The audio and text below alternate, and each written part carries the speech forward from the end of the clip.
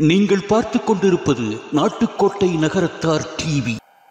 மேலை சிவபுரியில பிறந்த ஒருத்தன் தமிழ் பேச முடியாதுன்னு தயங்கி நிற்கவே கூடாது வாழ்க்கையில. ஏன்னா தமிழுக்கென்று கல்லூரி ஆரம்பித்த, தமிழுக்கென்று சன்மார்க்க சபை ஆரம்பித்து தமிழை உலகமெங்கும் பரப்பிய ஊர்களில் முக்கியமான பங்கு மேலை சிவபுரிக்கு இருக்கு.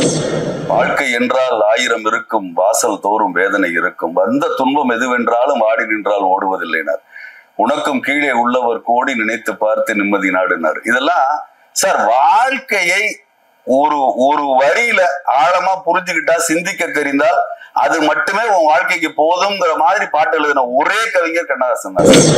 கஷ்டம்னா என்னங்கிறது உங்க குழந்தைகளுக்கு தெரிஞ்சாதான் சந்தோஷம் சௌரியமா இருக்கிறதுனுடைய அர்த்தமும் அதனுடைய வெளிப்பாடும் அவங்களுக்கு தெரியும். நம்ம சந்தோஷமா இருக்கோங்கிற உணர்வு அவங்களுக்கு எப்ப வரும்னா கஷ்டத்தை தெரிஞ்சாதானே வரும். அவங்களுக்கு கஷ்டமே தெரியாம ஒரு குழந்தைய வளர்த்தீங்கன்னா இதெல்லாம் உன் கடமை தானே, எல்லா அப்பா அம்மாவும் தான் செய்யறாங்க, நீ மட்டுமா செய்யறேன்னு கேட்டு போயிடுவான், கடந்து போயிடுவான். கண்ணதாசன் மிக அழகாக சொன்னார், இறைவன் 2 முறை மட்டும்தான் மனிதனை பார்த்து சிரிக்கிறார். ஒரு முறை எப்ப சிரிக்கிறார் தெரியுமா? பங்காளிகளுக்குள் சண்டை போட்டுக்கொண்டு இது ஏன் சொத்து இது ஓ சொத்துன்னு 2 பேரும் அடிச்சுக்கிறான் பாருங்க. அடித்து ஏன் சொத்து நீங்க அடிச்சுக்கிறீங்க. இது ஒண்ணு. ரெண்டாவது சிரிப்பு நோயாளியை பார்த்து மருத்துவர் வந்து எதுக்கு கவலைப்படாதப்பா நான் உன்னை குணப்படுத்திடுறேன்னு சொல்றாருல்ல, அப்ப கடவுள் சிரிக்கிறார். நான் தேதியை முடிவு பண்ணிட்டேன், நீ என்ன பண்ண முடியும், எல்லாமே ப்ரீ டிட்டர்மின்ட். இப்ப நீங்க கொஞ்சம் சொல்லுங்க, தவணை முறையில தர்றோம்ங்கிறாங்க, நான் மாசம் பணம் கட்டிடுறேன், உனக்கு சம்பளம் 1000, அதுல உனக்கு செலவு 500 இருக்கு, மீதி இருக்கிறது 500. அதனால இந்த 500 வச்சு குடும்பம் நடத்துற வழியை மட்டும் பாரு. எப்ப உன் கையெழுத்துக்கு உன்னை நம்பி வண்டி தர்றாங்களோ அன்னைக்கு நீ வண்டி வாங்கி. அவன் சொல்லும் பொழுது என் கண்ணுல இருந்து அப்படியே கண்ணீர் வருது. பெரிய மேடைகள் அப்படிங்கறது வந்து எனக்கு என்ன வாய்க்கலைங்கிறது தான் உண்மை. சரி, அதற்கான முயற்சி நான் செய்யலையா இல்ல அதற்கான வெளிப்பாடு என்ன வெளிப்படுத்தலையான்னு தெரியல. ஆனால் முதலாக இதை சரியாக பதிவிட்டு கிட்டத்தட்ட ஒரு 20 லட்சம் பேரிடம் கொண்டு போய் சேர்த்த பெருமை நாட்டுக்கோட்டை நகரத்தார் டிவிக்கு தான் இருக்கு. நன்றி. அதுல வந்து எந்த மாற்றமும் கிடையாது. வைர நகைகளின் வியாபார சாம்ராஜ்யம் KNC diamonds. Carat and carat, Arimalam Muthu Kannan, Ranganayaki Kannan. ஆன்மீக ஆனந்தம் தரும் சிவம் திருநீர் அணிந்து சிந்தை குளிர்வீர். உங்கள் வாழ்வு சிறக்க சிவம் திருநீர் அணிவீர். நாட்டுக்கோட்டை நகரத்தார் இணைய வழி தொலைக்காட்சி நேயர்கள் அனைவருக்கும் இனிய வணக்கம். நமது நாட்டுக்கோட்டை நகரத்தார் இணைய தொலைக்காட்சியில் ஆகச்சிறந்த நகரத்தார் ஆளுமைகளை தொடர்ச்சியாக சந்தித்து வருகிறோம். இன்று ஒரு மிகச்சிறந்த மேடை பேச்சாளரை சந்திக்க இருக்கின்றோம். சமீபத்தில் நமது நாட்டுக்கோட்டை நகரத்தார் இணைய தொலைக்காட்சியில் திருவான்மையூர் நகரத்தார் சங்கம் நடத்திய நிகழ்வில் நமது மேலை சிவபுரி முத்துமாணிக்கம் அண்ணன் அவர்கள் ஒரு சொற்பொழிவாற்றுகிறார்கள். மனம் எங்கே போகிறது என்ற தலைப்பு. மிக சிறப்பான ஒரு தலைப்பு, அற்புதமான ஒரு சொற்பொழிவு. நமது நாட்டுக்கோட்டை நகரத்தார் இணைய தொலைக்காட்சியில் அது வெளிவந்த பொழுது ஷார்ட்ஸாக கிட்டத்தட்ட வெளியிட்டு மிக குறுகிய நாட்களிலேயே 20 லட்சம் பார்வையாளர்களை கடந்தும் மிக சிறப்பாக அந்த ஷார்ட்ஸ் எல்லாம் சென்று கொண்டு இருக்கிறது. அவர்களை இன்று சந்திக்கின்றோம். வணக்கம். வணக்கம். உங்களை சந்திச்சது ரொம்ப மகிழ்ச்சினே. ரொம்ப மகிழ்ச்சி எனக்கும். நாட்டுக்கோட்டை நகரத்தார் டிவி மூலமாக நமது நகரத்தார் இனத்து மக்களையும் இன்ன பிற மக்களையும் உங்களது இணைய வழி தொலைக்காட்சி மூலமாக சந்திப்பதில் பெரிய மகிழ்ச்சி சார். ரொம்ப சந்தோஷம்னா இப்ப வந்து அடிப்படையில ஒரு அறிமுகம். நீங்க ஊர் கோவில்? நான் வந்து என் பெயர் முத்துமாணிக்கம். நான் வந்து நேமங்கோயில். என்னுடைய ஊர் சொந்த ஊர் வந்து மேலை சிவபுரி. நான் படித்தது வந்து இளநிலை மருந்தாக்கியல். சரி அப்படின்னு தமிழ்ல சொன்னா யாருக்கு புரியாது. இளநிலை மருந்தாக்கியல். மருந்தாக்கியல்னு சொன்னா புரியாது. நீங்க தமிழ்ல சொல்லுங்க அப்படின்னு சில பேர் கேட்பாங்க. சரி, அதனால தமிழ்ல அது சொன்னா அது பேர் B.Pharmacy, பேச்சுலர் ஆஃப் ஃபார்மசி. அப்புறம் நிர்வாக மேலாண்மை முதுநிலை அப்படின்னு சொன்னாலும் தமிழ்ல சொல்லுங்கன்னு சொல்லுவாங்க. அது MBA. சரி, அதுக்கப்புறம் MPhil, சரி, மாஸ்டர் ஆஃப் பிலாசபி. இது 3 டிகிரி படிச்சிருக்கேன். B.Pharm பண்ணினது வந்து திருமணத்திற்கு முன்னால். சரி, அப்பொழுதெல்லாம் உங்களுக்கே தெரியும் நகரத்தார்கள் மத்தியில என்னன்னா படிப்புங்கிறது எதுக்குன்னா அப்பச்சி எல்லாம் என்ன சொல்லுவாங்கன்னா, கல்யாண பத்திரிகையில பேருக்கு பின்னால ஒரு டிகிரி போட்டுக்கணும்பா, அதுக்கு மட்டும்தான் படிப்பு அப்படின்னாங்க. அதாவது காலத்தை வந்து 3 விதமாக பிரிக்கிறார்கள். அதாவது ஒரு 35 வருடம் 40 வருடத்துக்கு முன்னால காலம் என்பது எப்படி இருந்துச்சுன்னாக்க அது வந்து அக்ரிகல்ச்சரல் ஈரா, விவசாயத்தை சார்ந்த பொருளாதாரமாக இந்த உலகம் இருந்தது. அதற்கு பிறகு வந்தது இண்டஸ்ட்ரியல் எராங்கிறாங்க. இண்டஸ்ட்ரியல் எராங்கிறன்னா ஜப்பான், ஜெர்மனி போன்ற நாடுகள், தொழில் சம்பந்தமான உபகரணங்களை செய்கிற நாடுகள் வந்து உலகத்திலே வல்லரசா இருந்தது. இப்பதான் வந்து எஜுகேஷன் எரா வந்திருக்கு.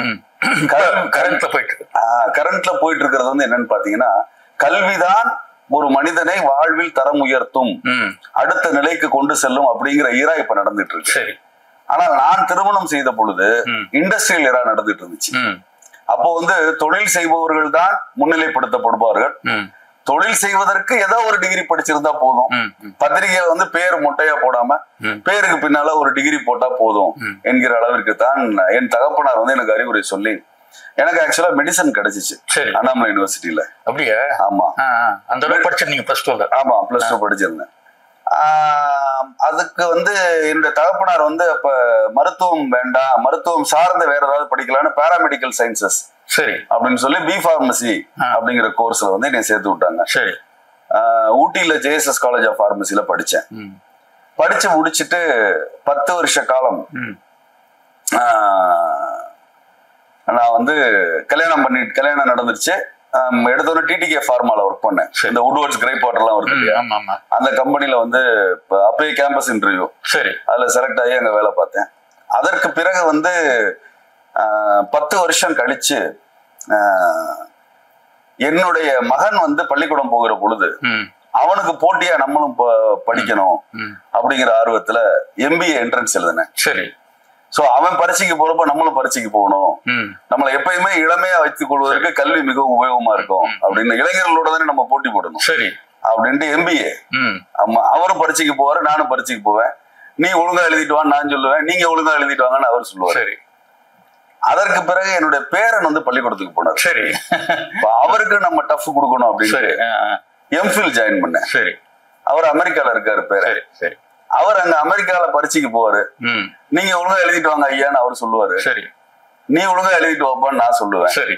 அதுக்காக போட்டி போட்டுட்டு படிச்சதுதான் கல்யாணத்திற்கு பிறகு 2 மாஸ்டர்ஸ் டிகிரி. ஆமா. சரி. இந்த மேலைச்சுவ வரைக்கும் தமிழுக்குமே நிறைய தொடர்பு உண்டு. ஆமா. அது மாதிரி வந்து உங்களுடைய தமிழ்ல வர ஆர்வம், இந்த அளவுக்கு மேடை பேச்சு, அதை பத்தி எல்லாம் எப்படி உங்களுக்கு இந்த ஆர்வம் வந்ததுங்கிறத பத்தி? பள்ளிக்கூடம் முழுமைக்குமே வந்து ஒரே பள்ளிக்கூடத்துல தான் படிச்சேன். அதாவது நர்சரியில கொண்டு போய் ஒரு பள்ளிக்கூடத்துல சேர்த்து விட்டாங்க. பிளஸ் 2 முடிக்கிற வரைக்கும் 13 வருஷம் ஒரே பள்ளிக்கூடம் தான். அது வந்து Saint John's Vestry Anglo Indian higher secondary school அப்படின்னு தமிழகத்தில் இருக்கக்கூடிய மிக பழமையான பள்ளிகளில் ஒன்று. சரி. 1768ஆம் ஆண்டு தொடங்கப்பட்டதுன்னு சொல்றாங்க. ரைட்டுங்களா?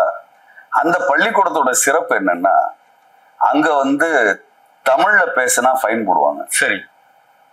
தமிழ்ல வந்து வகுப்புகள்லயோ இல்ல விளையாடுகிற இடங்கள்லயோ யாராவது ஒரு மாஸ்டர் கண்ணில் படுற மாதிரி நம்ம தமிழ்ல பேசினா நமக்கு 4 நாள் ஃபைன். சரி. நம்மள்ட்ட இப்ப செலவுக்கு இருக்கிறதே 8 நாள் தான். அதுல 4 நாள் ஃபைன் கொடுக்க வேண்டி இருக்குமேங்கிறதுக்காக எப்பொழுதுமே ஆங்கிலத்தில் பேச வேண்டிய கட்டாயம் இருக்கக்கூடிய ஒரு பள்ளி. அந்த பள்ளிக்கூடத்துல நம்ம பிளஸ் 2 வரைக்கும் ஒரே பள்ளிக்கூடத்துல படிச்சேன். அதற்கு பிறகு வந்து அந்த பள்ளிக்கூடத்துல படித்து கொண்டிருந்த பொழுது தமிழ் ஆர்வம் எப்படி வந்தது அப்படின்னா, எனக்கு வந்து மேலைச்சுவபுரி, சன்மார்க்க சபை, தமிழ் வளர்த்த ஊர், கணேசர் செந்தமிழ் கல்லூரி, தமிழுக்கென்று முதலாக கல்லூரி அமைத்த ஊர் அப்படிங்கறதெல்லாம் தாண்டி அதெல்லாம் நம்மளுக்கு தெரியாது இல்லையா? இன்னைக்கு இருக்கிற நகரத்தார் குழந்தைகளுக்கு மிக முக்கியமா நான் அதை தெரியப்படுத்தணும்னு விரும்புறேன். மிக முக்கியமா நான் தெரியப்படுத்தணும்னு விரும்புறது, எல்லா நகரத்தார் குழந்தைகளுக்கும் நமது தொன்மையும் நமது ஊர் சார்ந்த பெருமைகளும் தெரிய வேண்டும். எந்த மரத்திற்கு தனது வேர் பிடிமானமாக இருக்கிறதோ அந்த மரம் தான் ஸ்ட்ராங்கான மரமா இருக்க முடியும். அதனால அது தெரியப்படுத்தணும்னு விரும்புறேன். ஃபியூச்சர்ல தெரியப்படுத்துவேன். இப்போ வந்து எனக்கு அந்த சன்மார்க்க சபை, கணேசர் செந்தமிழ் கல்லூரி பெருமை எல்லாம் தெரியல. 5ஆம் வகுப்பு படிக்கிற பொழுது வழக்கம் போல நண்பர்கள் எல்லாம் பேச்சு போட்டியில என் பேரை கொடுத்துடுறாங்க. முத்துமாணிக்கம் பேசுவார் அப்படின்னு. முத்துமாணிக்கத்துக்கு பேச தெரியாதுங்கிறது முத்துமாணிக்கத்துக்கு மட்டும் தான் தெரியும். சரி, நாங்க ஒரு சின்ன மேடை இருக்கும் இல்லையா, அந்த வாத்தியார் நின்று கிளாஸ் நடத்துற ஒரு சின்ன டயஸ் இருக்கும்ல, அந்த டயஸ்ல என்னை ஏத்தி நிப்பாட்டிட்டாங்க. ஒரு டாபிக் கொடுத்து பேச சொல்றாங்க. நான் நினைச்சுக்கிட்டேன் அப்ப மனப்பாடம் பண்ணி பேசுவதுதான் சிறந்த பேச்சாளருக்கான அடையாளம் அப்படின்ட்டு மனப்பாடம் பண்ணி வச்சுட்டு போனேன். மனப்பாடம் பண்ணி வச்சுட்டு போனோம்னா முதல் வரியோட மனப்பாடம் பண்ணது மறந்து போயிட்டுது. ராமன் குடுவை எடுத்தான் காட்டுக்கு போனான் அப்படின்னு ஒரு சென்டென்ஸ் இருக்குன்னு வச்சுங்களேன், அதோட மறந்து போயிடுச்சு. ராமன் குடுவை எடுத்தான் காட்டுக்கு போனான், ராமன் குடுவை எடுத்தான் காட்டுக்கு போனான், ராமன் ராமன் அப்படின்னோன்னு நம்ம ஆளுங்களுக்கு எப்பயுமே ஒரு பழக்கம் உண்டு. என்னன்னா ஏதாவது ஒருத்தன் ஏதாவது ஒரு இடத்துல லேசா இடறி விழுந்தானா அதை கைகுட்டி சிரிக்கிறதுக்கும் அவனை மொத்தமா கீழே சாய்க்கிறதுக்கு நிறைய பேர் ரெடியா இருப்பாங்க. அதனால வகுப்பு தோழர்களும் அதுக்கு விதி விலக்கு இல்ல. உடனே அவங்க என்ன சொல்லிட்டாங்க, எல்லாரும் சேர்ந்து கை தட்டி நீ பேசுன வரைக்கும் போதும், ரொம்ப சூப்பரா பேசிட்ட, ராமன் குடுவை எடுத்தான் காட்டுக்கு போனான்னு எங்களுக்கு எல்லாம் புரிஞ்சிருச்சு, நீ கீழே இறங்கப்பான்னு சொல்லிட்டாங்க. இப்ப பெருத்த அவமானம், ஆற்றாமை, இயலாமை, அழுகை எல்லாத்தோடையும் அப்படியே இறங்கி ஒரு ஓரமா நின்று என்னுடைய ஆற்றாமையை நான் யார்கிட்டையும் காமிச்சிக்க கூடாதுங்கிறக்கா அந்த பக்கம் திரும்பி நின்று அழுதுட்டு இருக்கேன்.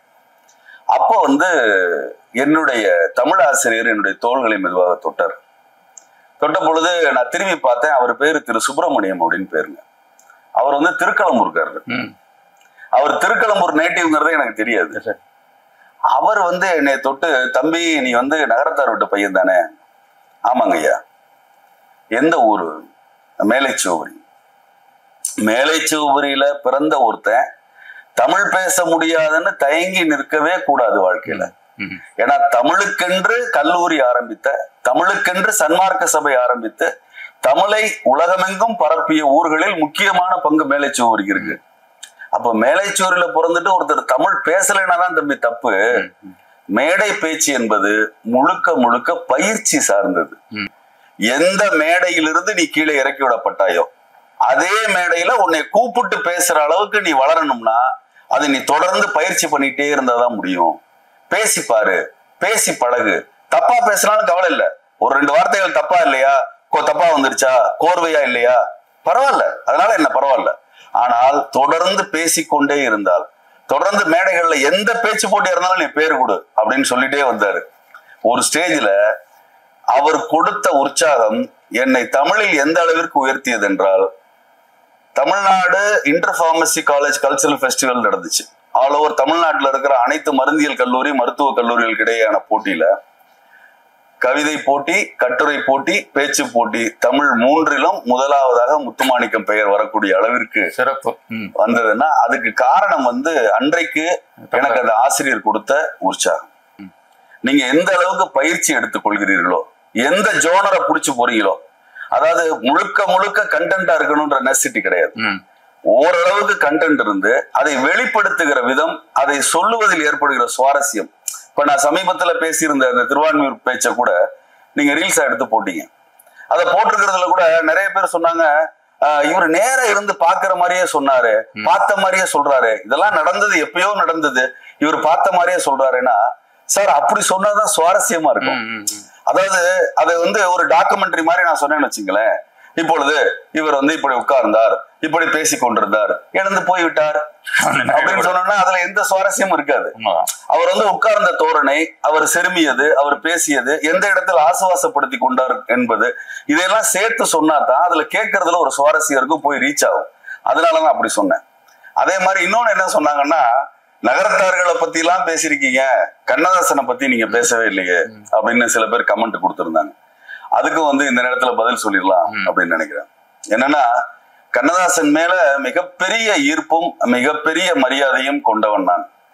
ஆரம்பத்திலிருந்தே கண்ணதாசன் பாடல்களை கேட்டு உத்வேகம் கொண்டு நிறைய இடங்களில் அந்த இடறி விழ இருந்த காலத்திலெல்லாம் கண்ணதாசன் என்னை கை தூக்கி இருக்கிறார், கையை பிடிச்சு தூக்கி இருக்கிறார். அதனாலதான் ஒரு கவிஞனால பாருங்க சார், எவ்வளவு தைரியமா ஒரு கவிஞர் சொல்றாரு. சின்ன குறுக்கீடு தான் உங்களுக்கு. இது கையை பிடித்து தூக்குனாருன்னா அது என்ன மாதிரி நீங்க எக்ஸ்பிளைன் சொன்னா நல்லா இருக்கும். ஏன்னா இது பொதுவா எல்லாரும் சொல்றது, சோதனையான நேரங்கள்ல இப்படி கவிஞருடைய பாடல் எனக்கு வழிவகை செய்ததுங்கிறது, அதை சொல்ல முடியுமா? அதை நல்லா சொல்லலாம். மயக்கமா கலக்கமாங்கிற ஒரு பாட்டு போதும்.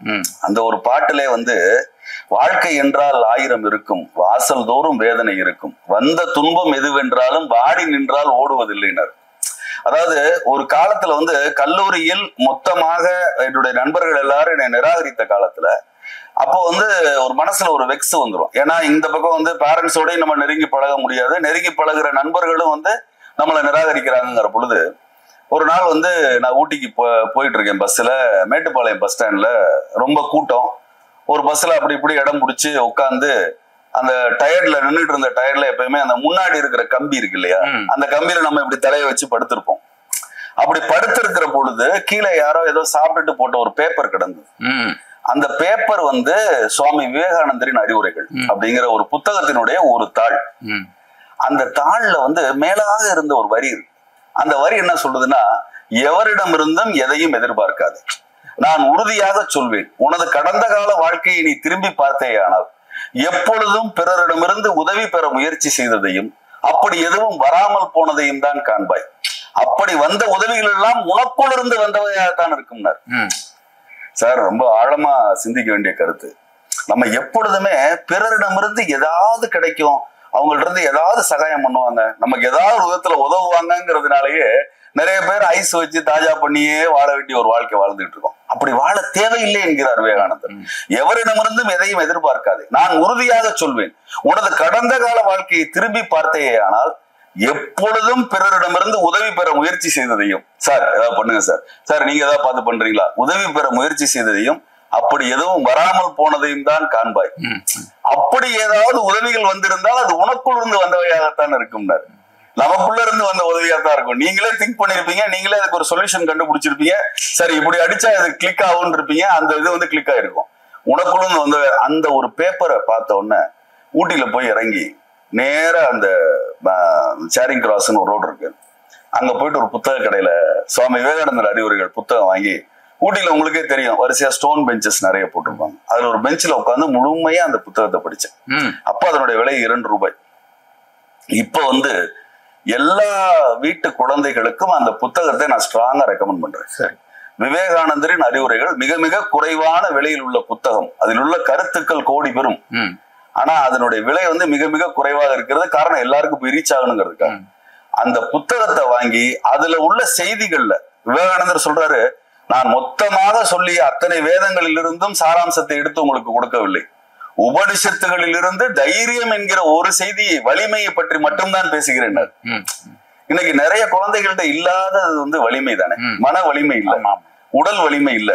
இல்லாட்டி சார் ஒண்ணு யோசிச்சு பாருங்க, நம்ம வந்து ஒரு 25-30 வருடங்களுக்கு முன்னால் கல்லூரி பயின்ற காலங்களில் ஜூனியர் விடன்ல ஒரு தொடர் வந்து ஜெமினி கணேசன் நடிகருடைய மகள் வந்து அவங்க வந்து ஒரு fertility centre, doctor Kamala Selvaraj அவங்க வந்து கரெக்ட், அவங்க வந்து ஒரு தொடர் எழுதுறாங்க. அப்ப அந்த தொடர் நான் ஜூனியர் விடனுடைய தீவிர ரசிகன். அப்ப ரொம்ப ரெகுலரா படிச்சுட்டு இருந்தேன், விகடன் குரூப் ஆஃப் பத்திரிகைகள் எல்லாமே. அப்போ வந்து அந்த தொடர் வந்து எனக்கு ரொம்ப ஆச்சரியத்தை கொடுத்து, என்ன ஃபர்டிலிட்டி பத்தி ஒரு மருத்துவர், அதுக்கு ஒரு ஆஸ்பத்திரியா? இன்னைக்கு வந்து கவர்மெண்ட் வந்து குழந்தை பெத்துக்க கூடாது, நீ பெத்துக்கிட்டா உனக்கு குடும்ப கட்டுப்பாடுன்னு அந்த சிவப்பு முக்கோணத்தை எல்லாம் பார்த்து வளர்ந்தவங்க நம்ம புடிச்சுட்டு போய் எல்லாம் குடும்ப கட்டுப்பாடு பண்ணி அரிசியும் பெத்துக்க சொல்றாங்க. இப்ப பெத்துக்க சொல்றாங்க. இப்ப ஒரு குழந்தை பெத்துக்கிறதுக்கே பொம்பளை பிள்ளைகளுக்கு எல்லாம் அவ்வளவு கஷ்டமா பெத்துக்க சொல்றாங்க. அப்ப நம்மளுடைய அடுத்த, அதாவது ரொம்ப நம்ம சொல்றது வந்து அக்பர் காலத்தில் என்ன நடந்தது தெரியுமா அப்படின்லாம் நான் சொல்ல வரல, பட்டினத்தார் காலத்தில் என்ன நடந்தது தெரியுமான்னு சொல்ல வரல. உங்க அப்பத்தாவை பாருங்க, உங்க ஆயாவை பாருங்க, ஒரு வீட்டுல 8 குழந்தை 10 குழந்தை சும்மா போய் நடந்து போய் கவர்மெண்ட் ஆஸ்பத்திரியில பெத்துட்டு வந்த தாய்மார்கள் இருந்தார்களா இல்லையா? சாதாரணமா போய் குழந்தை பெத்துட்டு வந்தாங்க. அது குழந்தைங்க அடுத்த குழந்தைங்க 11 மாசம் 10 மாசம் வித்தியாசம் பாக்குறோம். 10 பிள்ளைங்க 20 பிள்ளை 15 பிள்ளைங்க இருக்கு. அவரு 8 பிள்ளை. இதுல வந்து போனது 2-3 போறதுக்கு மிச்சம் 7-8ல சாதனையாளர் நிறைய பேர் இருக்காங்க. கண்ணதாசனே 8வது குழந்தை. அவங்க ஆத்தா வந்து 7ஓட போதும் நிறுத்தி இருந்தா கண்ணதாசன் என்கிற மாபெரும் கவிஞர் நமக்கு கிடைத்திருக்கவே மாட்டார் இல்லையா? அவங்க அண்ணனுடைய அவங்க மிகப்பெரிய சாதனையாளர். சினிமாவில் நெகட்டிவ் ரைட்ஸ்னு ஒண்ணு கொண்டு வந்தது வரும். அப்படி ஒரு பிசினஸ் சினிமாவில் இப்படி ஒரு வியாபாரம் பண்ணலாம் அப்படின்னு சொல்லி அந்த மாதிரி ஆளுமைகள். இங்க மயக்கமா கலக்கமா பாட்டு கொஞ்சம் வெளியே வந்தீங்க. மயக்கமா கலக்கமா, மனதிலே குழப்பமா, வாழ்க்கையில் நடுக்கமா, வாழ்க்கை என்றால் 1000 இருக்கும், வாசல் தோறும் வேதனை இருக்கும், வந்த துன்பம் எதுவென்றாலும் ஆடி நின்றால் ஓடுவதில்லைனார், உனக்கும் கீழே உள்ளவர் கோடி நினைத்து பார்த்து நிம்மதி நாடுனார். இதெல்லாம் சார் வாழ்க்கையை ஒரு ஒரு வரியில ஆழமா புரிஞ்சுக்கிட்டா, சிந்திக்க தெரிந்தால் அது மட்டுமே உன் வாழ்க்கைக்கு போதுங்கிற மாதிரி பாட்டு எழுதின ஒரே கவிஞர் கண்ணதாசன் தான் சார். அதாவது ஆட்டு வித்தால் யார் ஒருவர் ஆடாதாரோ கண்ணான்னு ஒரு பாட்டு இருக்கு. அதுல உள்ளத்திலே உள்ளதுதான் உலகம் கண்ணான்னு ஒரு வார்த்தை வரும். அதுதானே சார். அது என்ன வருது திருக்குறள்? அதை என்ன சொல்றாரு வள்ளுவர்? அத்தனை வருஷத்துக்கு முன்னாடி சொன்னாரு, அதை மனப்பாட பகுதியில வச்சு தப்பா போச்சு. இத மனப்பாட பகுதியில வைக்காம, அதாவது ஓரளவுக்கு எக்கனாமிக்கலா கொஞ்சம் கீழே இருக்கிறவங்களுக்கு மட்டும்தான் திருக்குறள் ஃப்ரீ. நல்லா காசு கொடுத்து படிக்கக்கூடிய மாணவர்களுக்கு எல்லாம் ஒரு குறளுக்கு 1000 ரூபான்னு வச்சிருந்தா எல்லா பயிலும் ஒழுங்கா படிச்சு அதுல உள்ள கருத்துக்களை அப்படியே எடுத்துக்கிட்டு இருப்பான். வெள்ளத்தனைய மலர் நீட்டம் மாந்ததம் உள்ளத்தனையது உயர்வுனர். இதுக்கு மேல என்ன சொல்ல முடியும்? அதாவது தாமரையினுடைய தண்டு எந்த அளவிற்கு வெள்ளம் சர்ஃபேஸ் லெவல் உயருதோ அந்த அளவுக்கு தாமரை உயர்ந்துருதுப்பா. அது குறையும் பொழுது குறையுது, உயரும் பொழுது வருது. வெள்ளத்தனைய மலர் நீட்டம் நீண்டுக்குது காம்பு. அது போல மாந்தரத மனிதருக்கு உள்ள தனையது உயர்வுனர். நம்ம எந்த அளவுக்கு மனசுல இதெல்லாம் சாதிக்க முடியுமோன்னு லிமிடேஷன் இல்லாம எண்ணுகிறோமோ அந்த அளவிற்கு ஒரு மனிதனால் வளர முடியும்னாரு. சிம்பிளா நம்மாலு அவரு அது ரெண்டு வரி அதுல சில வார்த்தைகள், நம்மால் 4 வார்த்தை. உள்ளத்திலே உள்ளதுதான் உலகம் கண்ணா இல்லையா? கதிர் விழித்து பிளம்பு விழ கடல் குதித்து சூடாற்ற முதுமை மிகு நிலப்பரப்பில் முதல் பிறப்பு தோன்றிவிட நதி வரும் முன் பதி தரும் முன் பாண்டியர் கை பார்த்தவளே நின்னை யான் வணங்குவதும் நீ என்னை வாழ்த்துவதும் அன்னை மகற்கிடையே அழகில்லை. எப்படி?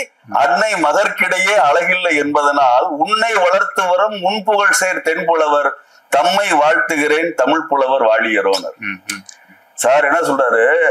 அம்மாவுக்கும் பிள்ளைக்கு நடுவுல இவர் பிள்ளையா, தமிழ் தாயின் மகனா, உண்மையிலுமே தமிழ் தாயின் மூத்த மகனா. ஆமா, அப்படி அவர் சொல்றாரு. தாயின் இளைய மகன்.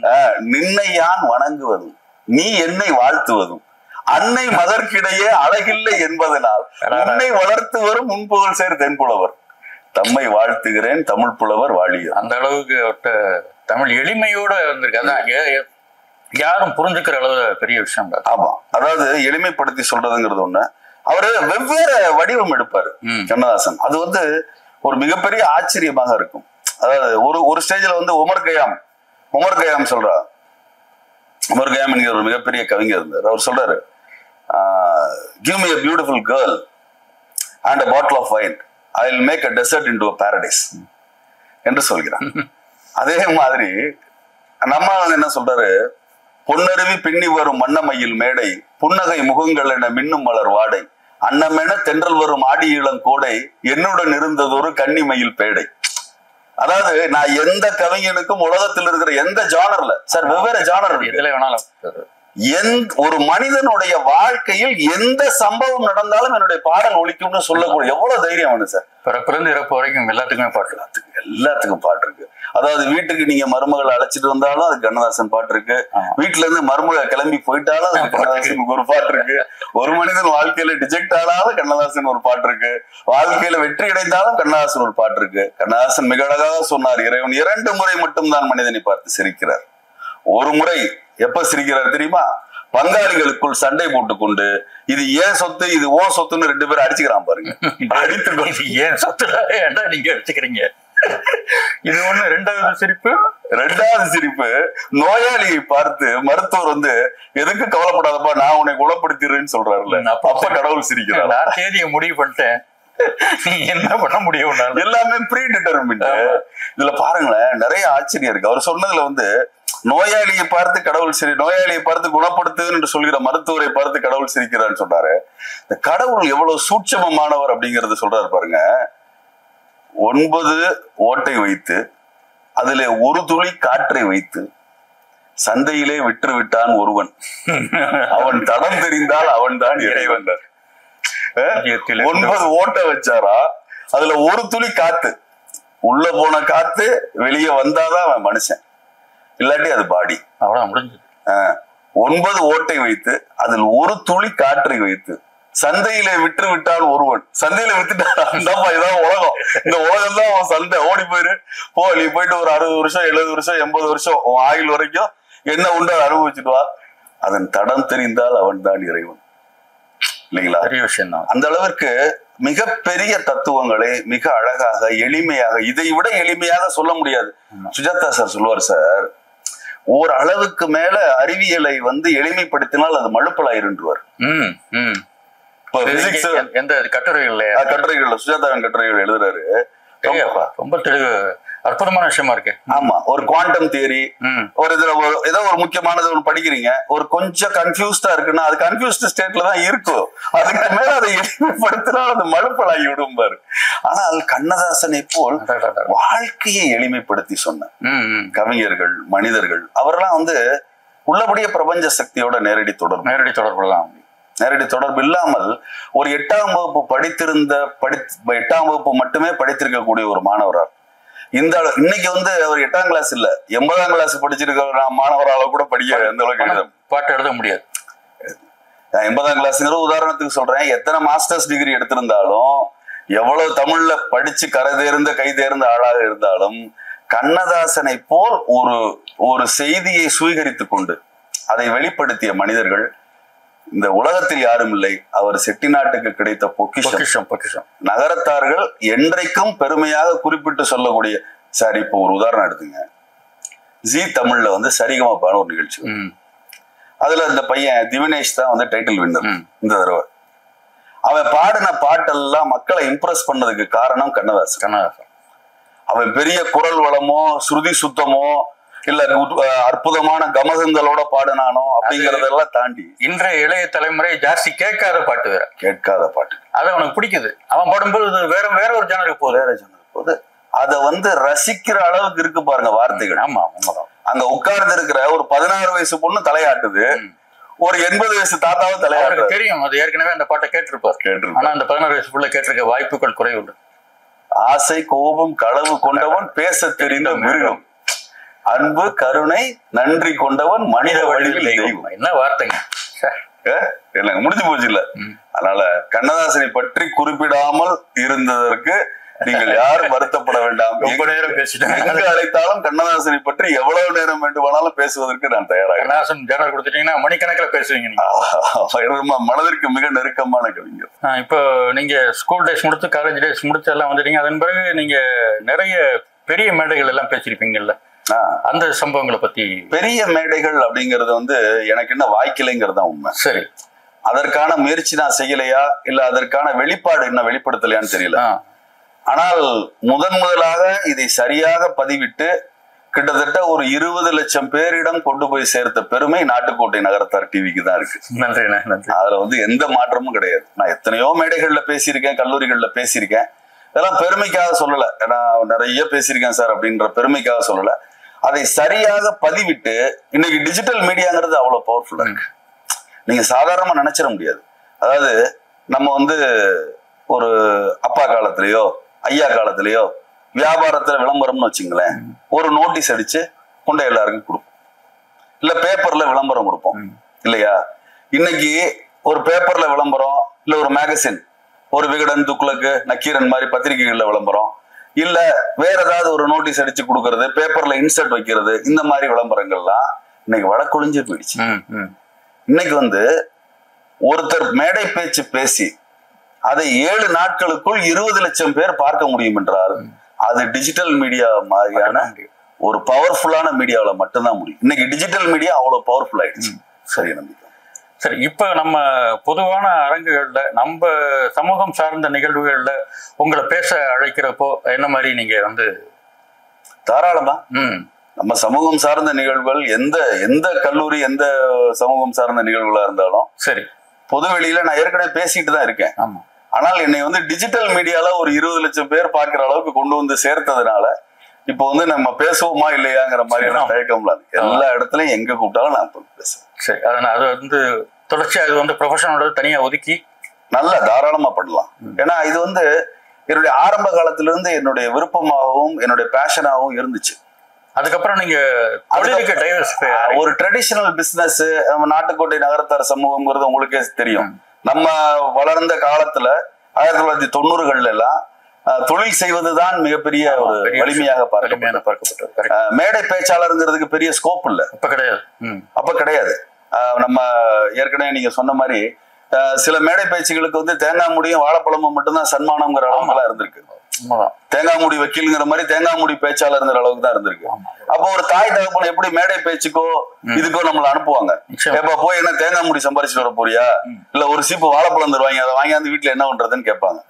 அப்ப நீ ஒழுங்கா இருக்கிற தொழில பாருப்பா, அதுல நீ சம்பாரிச்சு வா, ஒரு மேடையெல்லாம் அப்புறம் பாத்துக்கலாம் பாங்க. அது மாதிரி நான் வளர்ந்து வந்து இப்போ ஓரளவுக்கு வியாபாரத்துல இருந்துகிட்டு மேடை பேச்சை நோக்கி கவனத்தை திருப்புகிற காலகட்டம் இது. ஒரு பக்கம் பேச்சு, அதன் பிறகு உங்க குடும்பத்தினரும் உங்க தொழிலை பத்தி கொஞ்சம் சுருக்கமா. என் மனைவி பேரு வசந்தி என்கிற ராமாயி. அவங்க ஊர் வந்து பொன் புதுப்பட்டி. நல்ல மனைவி அமைய பெற்ற ஒவ்வொரு மனுஷனும் கடவுளுக்கு நன்றி சொல்லணும் சார். நோய்வாய்ப்பட்டிருந்த நான் இன்னைக்கு நல்லா இருக்கிறதுக்கு உறுதுணையா உடன் இருந்தவர் என் மனைவி. அதனால தான் பெரும்பாலும் என் ஒய்ஃபை வந்து நான் பேர் சொல்லி கூப்பிடுறத விட அம்மா அப்படின்னு அழைக்கிறத ரொம்ப விரும்புவேன். அவங்கள நினைக்கும் போதெல்லாம் அங்கேயும் கண்ணதாசன் வருவார். உன்னை கரம் பிடித்தேன் வாழ்க்கை ஒளிமயமானதடி, பொன்னை மணந்ததினால் சபையில் புகழும் வளர்ந்ததடி, கால சுமைதாங்கி போலே மார்பில் இணைத்தாங்கி, வீழும் கண்ணீர் துடைத்தாய் அதில் என் விம்மல் தனியுமடி, ஆலம் விழுதுகள் போல் உறவு 1000 வந்துமென்ன, வேறென நீ இருந்தாய் அதில் நான் வீழ்ந்து விடாதிருந்தேன். இந்த கவிதை வரிகளுக்கு மிக பொருத்தமானவங்க என்னுடைய மனைவி ராமையாச்சி.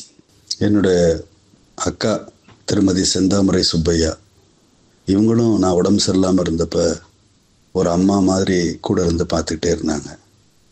இவங்களையும் என்னால் வாழ்க்கையில் மறக்கவே முடியாது. எனக்கு ஒரு மகள் ஒரு மகன். மகள் வந்து திருமணமாகி அமெரிக்காவில் இருக்காங்க. அவங்களுக்கு 2 பேரன்.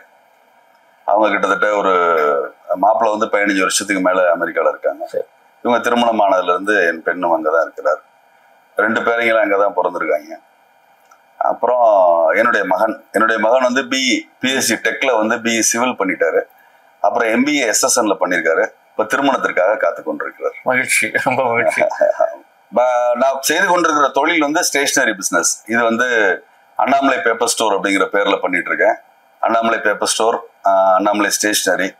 இது வந்து பெரிய கடை வீதியில ஒரு கிளையும், WB ரோட்ல ஒரு கிளையும், திருச்சியில 3 இடங்கள், அள்ளிமால் தெருவில் ஒரு கிளையும் இருக்கிறது. இது வந்து அப்பா வந்து பேப்பர் கடையா ஆரம்பித்தது நம்ம ஸ்டேஷனரியா மாத்தி இப்ப ஸ்டேஷனரி கடையா நடந்துட்டு இருக்கு. இதை தவிர கன்ஸ்ட்ரக்ஷன், கட்டுமான தொழிலும் நம்ம இருக்கிறோம். அபார்ட்மெண்ட், ஷாப்பிங் காம்ப்ளெக்ஸ், இது மாதிரியான கட்டுமானங்கள் கட்டி நம்ம வியாபாரம் வணிகம் செய்து கொண்டிருக்கோம். இது ஸ்டேஷனரி கட்டுமானம் 2மே வேற வேற ஜானர்ல இருக்குது. இது எப்படி இந்த தொழிலுக்கு புதுசா சுவிட்ச் ஆயிருக்கீங்க? அது வந்து என்னன்னா, இடையில வந்து எனக்கு கொஞ்சம் உடம்பு சரியில்லாம போயிடுச்சு. சரி. உடம்பு சரியில்லாம போனோன்னா உயிர் பயம் வந்துருச்சு. அதனால நம்ம அள்ளிமால் தெருவுல தான் வந்து வியாபாரம் பண்ண வந்தோம். திருச்சியில அள்ளிமால் தெருங்கிறது சென்னையில ஆண்டர்சன் ஸ்ட்ரீட் மாதிரி. அந்த தெருவுல தான் வந்து கஜ கஜ கஜன்னு இருக்கும். வரிசையா கடைகள், பேப்பர், ஸ்டேஷனரி, எலக்ட்ரிக்கல் எல்லா மார்க்கெட்டும் இருக்கிற இடம். அந்த தெருவுக்கு தான் நம்ம வேலைக்கு வந்தோம். 1000 ரூபாய் சம்பளம் எனக்கு அப்பச்சு கொடுத்தது. நம்ம அண்ணாமலை பேப்பர் ஸ்டோர் வேலைக்கு வந்த பொழுது 350 ரூபாய் வாடகை வீடு எடுத்து தனியா வச்சுட்டாங்க. ஆமா, அதுல 50 ரூபா குடி தண்ணி இருக்கும், 100 ரூபா கரண்ட்டுக்கும் போயிடும். மீதி இருக்கிற 500 ரூபாயில தான் குடும்பம் நடத்தணும். அப்போ மக வேற பிறந்துட்டா. சரி. ஏன்னா இதை ஏன் சொல்றேன், இந்த இடத்துல குறிப்பிடுறேன்னா, ஐயோ நான் ரொம்ப கஷ்டப்பட்டேங்க, நான் அப்படிலாம் அதுக்காகலாம் சொல்லல. கஷ்டம்னா என்னங்கிறது உங்க குழந்தைகளுக்கு தெரிஞ்சாதான் சந்தோஷம், சௌரியமா இருக்கிறதனுடைய அர்த்தமும் அதனுடைய வெளிப்பாடும் அவங்களுக்கு தெரியும்.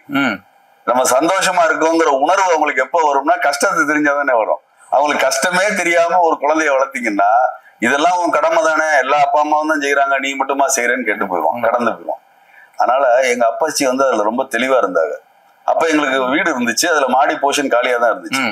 நாங்க இருந்துக்கிறோம்னு தான் சொன்னேன், ஏன்னா சௌரியமான இடம். ஆமா, டைல்ஸ் எல்லாம் போட்டு பறிச்சு கீச்சு நீட்டா இருந்துச்சு.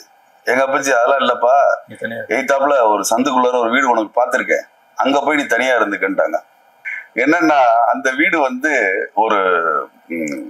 ஒரு காமன் பாத்ரூம், காமன் லெட்ரின். இன்னைக்கு இருக்கிற எத்தனை குழந்தைகளுக்கு தெரியாது. ஆமா, காமன் பாத்ரூம், காமன் டாய்லெட்னாக்க நம்ம வீடும் பக்கத்துல இருக்க வீடுகளுக்கும் சேர்த்து அந்த ஒரு டாய்லெட் தான், அந்த ஒரு பாத்ரூம் தான்.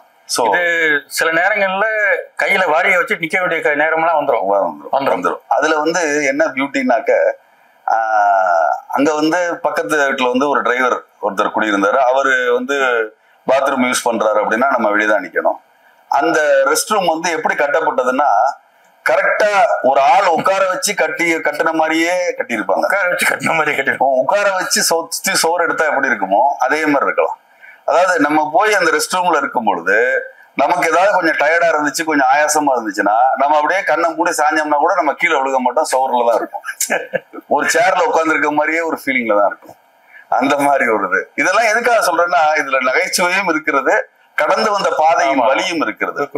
என்னுடைய மகனுக்கு வந்து விளையாட்டு சாமாங்கிறது பழைய ஒரு பிளாஸ்டிக் வாளி, உடைஞ்ச வாளி எங்க வீட்டுல இருந்துச்சு. அந்த வாளியில ஒரு குச்சி எடுத்து நாங்க தட்டி தட்டி காமிச்சு விளையாட்டு காட்டுவோம். ஏன்னா அந்த ஏதாவது பெருசா விளையாட்டு ஜாமான் வாங்கி மத்த பிள்ளைங்க மாதிரி ஆட்டோமேட்டிக் கார் ஓட்டுறதுக்கோ வீட்டுல டாய்ஸ் விளையாட விடுறதுக்கோ கையில வசதி இல்லை. இருக்கிறதே 500, அதுல 1 மாசத்தை ஓட்டி ஆகணும். வீட்டுல ஸ்டவ் கிடையாது, அதாவது கேஸ் ஸ்டவ் கிடையாது, மண்ணெண்ணெய் ஸ்டவ் தான். நான் அப்ப என்ன நினைச்சுக்கிட்டேன்னாக்க, கேஸ் ஸ்டவ் வாங்குறது தான் கஷ்டம் போல இருக்கு, கேஸ் சிலிண்டர் ஈஸியா வாங்கிடலாம்னு நினைச்சுக்கிட்டேன். அதனால என்ன பண்ணிவிட்டேன், என் ஃப்ரெண்ட்ட சொல்லி, அவர் கோயம்புத்தூர்ல பேப்பர் பிசினஸ் பண்றவரு, அவர் வந்து கேஸ் ஸ்டவ் வித்துக்கிட்டு இருந்தாரு. உனக்கு தவணை முறையில தர்றேன், மாசம் 50 ரூபாய் கொடு அப்படின்னு எனக்கு ஒரு கேஸ் ஸ்டவ் கொடுத்துட்டாரு. நான் கொண்டு வீட்டுல கேஸ் ஸ்டவ் வச்சுட்டேன்.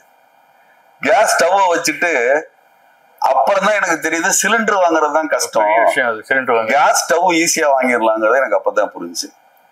சரி இப்ப என்ன பண்ணலாம் அப்படின்ட்டு ஸ்டவ்வை மட்டும் வச்சுக்கிட்டே இருக்கிறத எங்க வீட்டு ஓனர் பார்த்துட்டாரு. அவர் கொஞ்சம் கரிசனமானவர். வந்து என்ன தம்பி ரொம்ப நாளா பாக்குறேன், இந்த ஸ்டவ் அதுல உள்ள டியூப் மட்டும் தொங்குது, கீழே முக்கியமானது சிலிண்டரை காணுமேப்பா அப்படின்னாரு. இல்ல சார் நான் தெரியாம வாங்கிட்டேன், சிலிண்டர் யாரும் தரமாட்டேங்கிறாங்க. எங்க அப்பச்சிட்ட போய் கேட்டேன், உனக்கா என்னைக்கு தகுதி வருதோ அன்னைக்கு சிலிண்டர் வாங்கிக்கன்னு சொல்லிட்டாங்க. அப்படி சொல்லிட்டாங்க. அது 2 முறை சொன்னாங்க. 2 முறை சொன்னாங்க. அதனால இன்னொரு முறை என்னங்கிறதையும் சொல்லிடுறேன். அப்புறம் இவரு சொன்னாரு, இந்த வீட்டு ஓனர், நான் தர்றேன்ப்பா ஒரு சிலிண்டரு, ஆனா ஒரே ஒரு கண்டிஷன், அடுத்தடுத்த சிலிண்டர்ல நீ என்கிட்ட கேட்கக்கூடாது, ஒரு சிலிண்டர் தருவேன், அதை யூஸ் பண்ணிக்க அப்படின்னாரு. சரின்னு அந்த ஒரு சிலிண்டர் வாங்கிட்டு அந்த சிலிண்டரை வந்து கேஸ் ஸ்டவ் பத்த வச்சு அன்னைக்கு சமைத்த பொழுது நான் அடைந்த சந்தோஷம், இன்னைக்கு என்கிட்ட வந்து என் பேர்ல 6 சிலிண்டர் இருக்கு. என்கிட்ட எத்தனையோ வீடுகள் இருக்கு, எவ்வளவு ஓரளவுக்கு ஆண்டவன் வசதி கொடுத்துருக்கேன். ஆனால் அதெல்லாம் கிடைக்காத சந்தோஷம், அந்த மகிழ்ச்சி, புடி ஒரு மகிழ்ச்சி. அந்த கேஸ் ஸ்டவ் வச்சு பத்த வச்சு வீட்டுல வந்து அந்த மண்ணெண்ணெய் வாடை இல்லாம தோசை ஊத்தி சாப்பிட்டப்ப ஏற்பட்ட மகிழ்ச்சி. எங்க அப்பா வந்து தகுதி இருந்தா வாங்கிக்கன்னு சொன்னாங்கல்ல, இது ஒரு சந்தர்ப்பம். 2வது சந்தர்ப்பம் என்னன்னா, அப்ப இண்டு சுசுகின்னு பைக் வந்துச்சு. அதாவது இந்தியன் சுசுகி, அதாவது அந்த மாதிரி வந்துச்சு. அது அப்புறம் டிவிஎஸ் சுசுகியா மாறிச்சு இல்ல. அந்த இண்டு சுசுகி வந்த பொழுது திருச்சியில வந்து PLA தான் அதுக்கு டிஸ்ட்ரிபியூஷன். அவங்க பேப்பர்ல ஒரு விளம்பரம் கொடுத்திருந்தாங்க, இண்டு சுசுகி பைக்கோட போட்டோ போட்டு கீழே வந்து ஃபார் டீடைல்ஸ் கான்டாக்ட்னு PLA. அதுல வந்து அப்ப 13,499 ரூபா அந்த வண்டியோட விலை. எனக்கு அதை பார்த்தோன்னா பைக் ஓட்டணும்னு ரொம்ப ஆசை. அப்பச்சி வந்து அப்ப அண்ணாமலை பிரிண்டர்ஸ்னு அச்சு தொழில், அவங்களுக்கு டெடில் பிரஸ், பழைய இந்த வச்சு அடைச்சு எடுப்பாங்கல்ல, அடிச்சு எடுப்பான், அந்த லெட்டர் பிரஸ். அது அங்க வந்து உட்கார்ந்து இருந்தாங்க. போனேன். அப்ப 1000 ரூபாய் சம்பளம். நான் அண்ணாமலை பேப்பர் ஸ்டோர்ல வேலை பார்க்கிறேன். அங்க வேற ஆள் இருக்காங்க, நிர்வாக பங்குதாரர் எல்லாம் வேற ஆளு. நான் கீழே புடியாள். நான் ஓட ஒடியார பாக்கணும், பண்டல் அடிக்கணும், அட்டை குடம்ல வந்து எடுத்துட்டு வரணும், அந்த வேலை. அப்பாட்ட போய் கேட்டேன், அப்பா இந்த விளம்பரத்தை எடுத்துட்டு போய் காமிச்சேன். எவிடன்ஸோட பேசுறோமா நம்ம. அப்பாட்ட போய் பேப்பரை காமிச்சேன். பேப்பர் வாங்கி பார்த்தா தினத்துக்கு நான் காலையில பாத்துட்டேன், என்னடா இருக்கு அப்படின்னாங்க. இல்லப்பா இந்த அதுல ஒரு பைக் விளம்பரம் போட்டிருக்கு. ஆமா பைக் விளம்பரம், இதெல்லாம் ஓட்டினா விழுந்துருவாங்களே அப்படின்னாங்க. இல்லப்பா விழுந்துருவாங்க, கரெக்டா ஓட்டினா விழுக மாட்டாங்கப்பா, எனக்கு இந்த பைக்கு ஒண்ணு வாங்கலான் இருக்கு. வாங்கு. இல்லப்பா PLA வந்து நம்ம நகரத்தார் தானே. அப்ப எனக்கு PLA நகரத்தாருங்கிறது தான் தெரியும், அவங்க எல்லாம் யாருக்கும் தெரியாது. அவங்கள்ட்ட வந்து அவங்க சொன்னாங்கன்னா ஏதாவது நடக்கும் அப்படின்ட்டு, நீங்க கொஞ்சம் சொல்லுங்க, தவணை முறையில தர்றோம்ங்கிறாங்க, நான் மாசம் பணம் கட்டிடுறேன், உனக்கு சம்பளம் 1000, அதுல உனக்கு செலவு 500 இருக்கு, மீதி இருக்கிறது 500. அதனால இந்த 500 வச்சு குடும்பம் நடத்துற வழியை மட்டும் பாரு.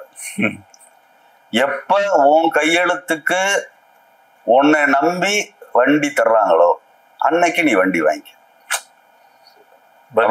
அவன் சொல்லும் பொழுது என் கண்ணுல இருந்து அப்படியே கண்ணீர் வருது. சரி, என்னன்னா அவங்க நினைச்சா உடனே எனக்கு வாங்கி கொடுக்க முடியும், வாங்கி கொடுக்க முடியும், நிச்சயமா தெரியும் எனக்கு.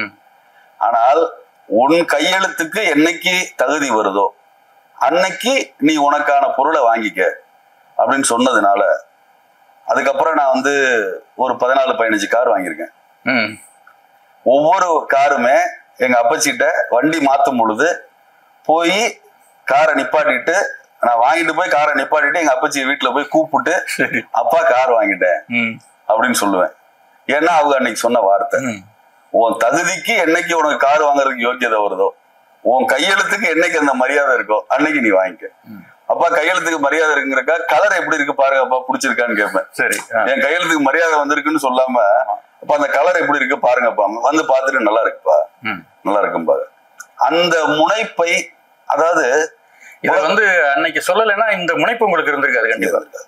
அதை முனைப்பாக எடுத்துக்கொள்ள வேண்டும்னு இளைஞர்களுக்கு இன்னைக்கு தெரியல. அதை வந்து உங்களை டிப்ரெஸ் பண்ண சொல்றதுக்காக பெற்றோர்கள் சொல்லல. நீங்க அப்படியே டிப்ரெஸ்டா அப்படியே நொடிஞ்சு போய் பணம் இவ்வளவு வச்சிருக்காரு, இந்த மனுஷன் என்ன கொண்டுட்டா போறாரு, இவ்வளவு என்ன தின்னா தீப்பாரு, இவர் எதுக்கு இவ்வளவு பணம் வச்சிருக்காரு என்றெல்லாம் பேசி கொண்டிருக்காமல் அவர்கள் வந்து உங்களுக்கு முனைப்பு ஏற்படுத்துவதற்காக அதை சொல்றாங்க. உங்களுக்கு முனைப்பு ஏற்படுத்துவதற்காக சொல்றாங்க. அதை அவங்க நீங்க முன்னாடி வரணும், உங்களுக்கு அந்த வைராக்கியம் வரணுங்கிறக்காக சொல்றாங்க. அப்படி பாசிட்டிவா எடுத்துக்கணும். ஒவ்வொரு காரை நிறுத்தி கலர் கேட்கும் போது அவங்க அப்பாவுக்கு அப்படி ஒரு சந்தோஷம் மனசுக்குள்ள இருந்திருக்கும். வெளியே காட்டி இருக்க மாட்டாங்க, வெளியில காட்ட அப்படியே வந்து பாப்பாக்குள்ள ஒரு சந்தோஷம் இருக்கும். பையன் வந்து பெரிய ஆளா அந்த கிரில் கிட்ட புடிச்சிட்டு வந்து நின்று இப்படி பாப்பாங்க. ஓ இந்த வண்டியாப்பா, இது பேர் என்னப்பா? அப்பா இது பேர் ஃபோர்ட் ஐகான்பா. ஓ ஃபோர்ட் ஐகானா, சரி சரி சரி, அழகா இருக்கு, பரவாயில்ல, நீ ஓட்டு, நான் பின்னால ஜம்முன்னு உட்காந்துட்டு வரேன் பின் சீட்ல அப்படிம்பாங்க. அதான் அவங்க சந்தோஷத்தை வெளிப்படுத்துற விதம், அவங்களுடைய மகிழ்ச்சியோட அவங்க மகிழ்ச்சியை வெளிப்படுத்துற விதம் அதுதான். அப்படி இருந்ததுனாலதான் இன்னைக்கு அந்த அளவுக்கு நம்ம வந்திருக்கோம்னு நான் நம்புறேன். ஆனா உங்களுடைய பேச்சு எப்படி சுவாரஸ்யமா இருக்குமோ அதே மாதிரி இந்த நேர்காணல் ரொம்ப சுவாரஸ்யமா அப்படியே ஆரம்பிச்சு கண்ணாசனில் போய் வாழ்வியல் ஆரம்பிச்சு தத்துவத்துல போய் பெற்றோர்கள் சொல்லக்கூடிய வார்த்தைகளை இன்னைக்கு இருக்க குழந்தைங்க எப்படி எடுத்துக்கணும், அது ஒரு மோட்டிவேஷன் எடுத்துக்கணுங்கிறது வரையும் ரொம்ப சிறப்பாக அந்த நேர்காணல் சொன்னீங்க. உங்களுடைய பேச்சு ஏற்கனவே நீங்கள் மிகப்பெரிய பேச்சாளர் அப்படிங்கிறதுல இரண்டுபட்ட கருத்துக்கு வேலை இல்லை. ஆனாலும் இன்னும் மிகச்சிறந்த அளவில் நம்ம நகரத்தார் மேடைகள் அத்தனை அலங்கரிக்கணும், தமிழ் கூறும் நூலகம் அத்தனை மேடைகளையும் உங்களுடைய பேச்சு அலங்கரிக்கணும். வாழ்த்துக்கள், நன்றி, வணக்கம்.